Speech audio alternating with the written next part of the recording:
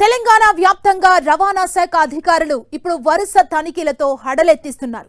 ప్రభుత్వానికి ఆదాయం తేవడంలో రవాణా శాఖ ఎప్పుడు ముందుంటుంది. కానీ ఈ శాఖలో అనధికార ఆదాయం కూడా చాలా ఎక్కువగానే ఉంటుందన్న ఆరోపణలున్నాయి. చాలా మంది ఈ శాఖలో పనిచేసేందుకు ఎంతో మంది డెప్యుటేషన్ పై వచ్చి ఉన్నత పదవులు పొందారు. ఇటీవల కాలంలో రవాణా శాఖ కొందరికి బంగారు బాతుగా మారింది. గత ప్రభుత్వంలో ఒకే చోట కొన్నేళ్లుగా తిష్టవేసిన అధికారులకు స్థానచలనం కల్పించింది రేవంత్ సర్కార్.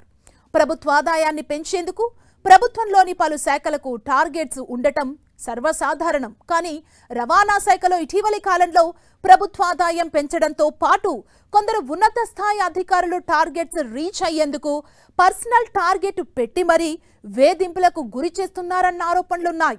ప్రస్తుతం ఎప్పుడు లేని విధంగా ఇటీవల రవాణా శాఖ అధికారులు రాత్రింబవళ్లు రోడ్లపైనే కనిపిస్తున్నారు.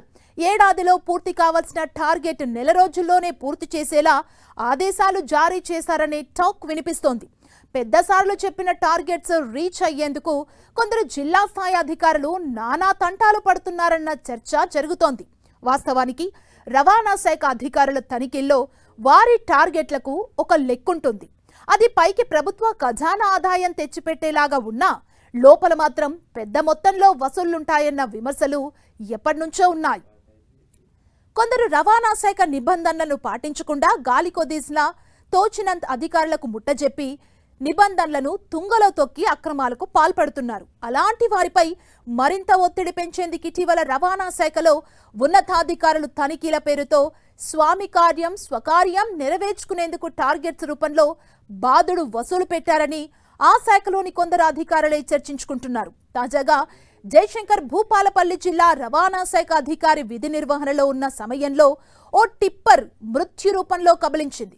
చర్చనీయాంశంగా మారింది ఇష్యూ.